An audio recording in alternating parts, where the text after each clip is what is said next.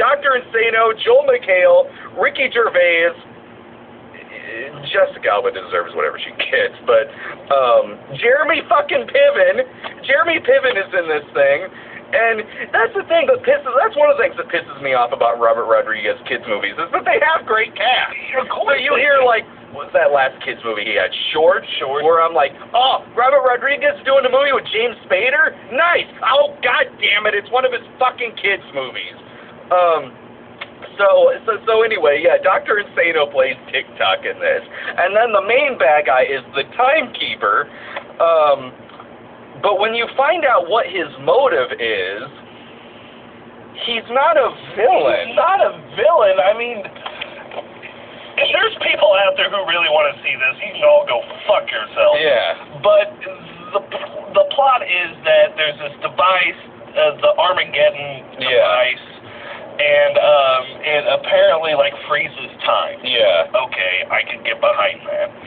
And then there's this side story of an experiment that happened in like the 1930s that a child got like frozen in time from the experiment.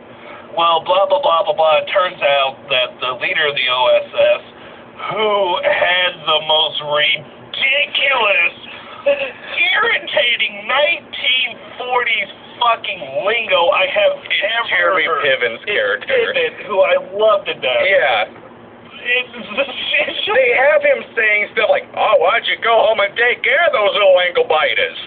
Like, he's speaking in, like 30s and 40s lingo, like you would see out of, like, Hitler Dead or Alive or something like that. And so then, when the kids are watching the video that's saying that, like, this kid was frozen in time in the 1930s, you know who they're fucking talking about because Jeremy Piven's the only one in this who's talking like he's from the 1930s, yet everyone in this thing is so fucking surprised when he turns out. But then, when they find out that he's the bad guy, he drops that shtick. Immediately drops it and speaks in normal present day just speech, just everyday talk. So the only reason why he's built this device is to go back in time so he can spend his lost time with his dad, because when he was frozen in time as a kid, his dad had died and he didn't have a great relationship with his father and all of this. So yeah, when he wants to go back in time to spend time with his dad. That's not a villain. That's not a villain. That's a guy who wants to spend time with his fucking dad. I can't be mad at that. Yeah. Which made him the only sympathetic character in the fucking movie. Only one. There was one part that kind of made me legitimately sort of smile, and it's when the boy, the now, like, adult male spy kid from the other three movies, shows up. They're all having this, like, meeting, this OSS meeting, and, I know what you're I think you kind of did, too. Like, alright, so, and this was the point where we were kind of just desperate to legitimately laugh at something. At anything. And they announced that, like, we're going to put in charge of this operation Agent Cortez. And then the doors open, and it's the ginger kid from the other ones. And he walks in with, like, big sunglasses on and, like, a leather jacket. He walks in. There's a group of guys who are on opposite sides of the door. And one of the guys, who we've never seen before, who's just one of the extras, some goofy guy, when the doors open, he walks through. One of the random guys on the thing just goes, yes! Jesus Christ. Yeah, Tubular! Fuck off! Like, really, extra? You really wanted to be that guy? You wanted to be that guy of the extra, and it's like, you know what? I'm fucking saying something in this movie. Really? Just the one goofy guy. The one guy! Nobody says a fucking word while the music in his ginger hair is blowing in the wind, which means his curls are kind of going like that. Oh boy, that's climactic. And then, he walks in, and then you just hear, and that's it. It's like the Kool-Aid Man fucking cameo. And then, fuck this fucking spy agency, too, because this is the least secretive spy agency I've ever fucking seen in my life. It's elaborate. There's fucking planes going around. There's these goofy goggle guys and flying boards and shit. They go on TV saying we're the OSS. Everything's taken care of. Don't worry about it.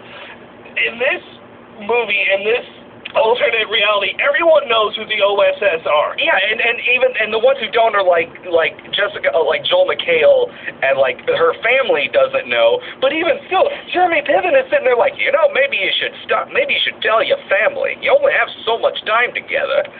Stuff like that. What the fuck kind of? And then the one thing that anyone is secretive about in this fucking thing. The one fucking thing. Yeah. The one and only secret that there is in this was the original girl from the Spy Kids.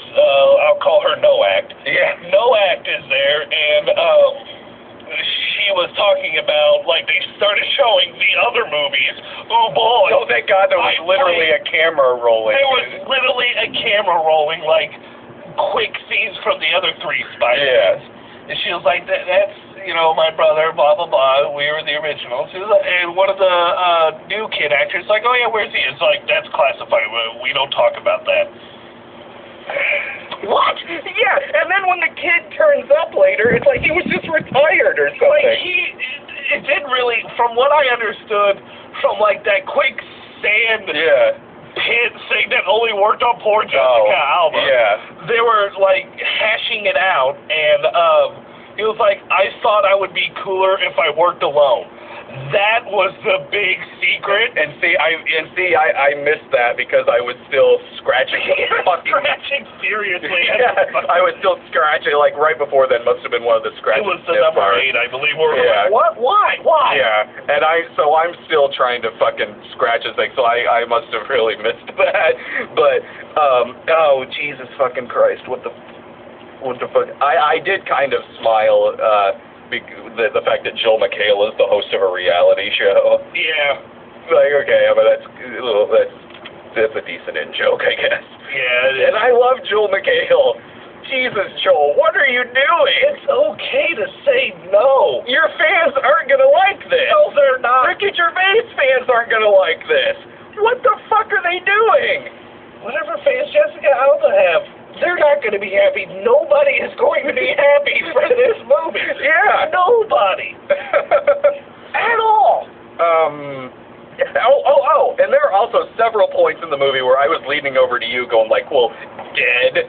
Oh, there were several parts where it was like, I get it that it's zany and wacky and whatnot, but there are points where it's, okay, one part, as an example, there's a part in the movie where the male kid is swinging around at like 300 miles per hour on like the large hand of a giant clock.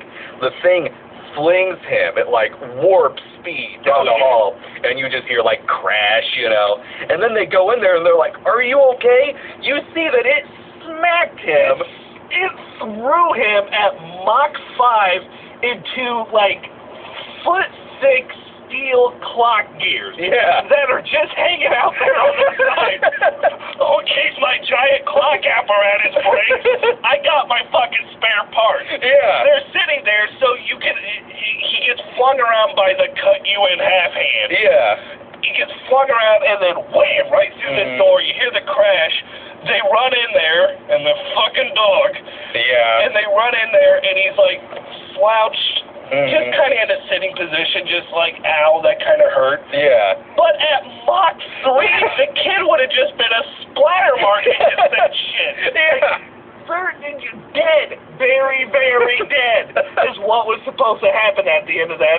Instead, he's just like, that hurt. And then the girl's like, 1 point for me. Punch on the arm. Thank you for adding insult to injury. I honestly think this kid must have some kind of strength or something, because throughout the movie he's using those gloves, which he can punch through things and stuff like that. Okay. All right. At the end, they're flying around on all of these gears, and TikTok, Dr. Insano, is on one of the other gears.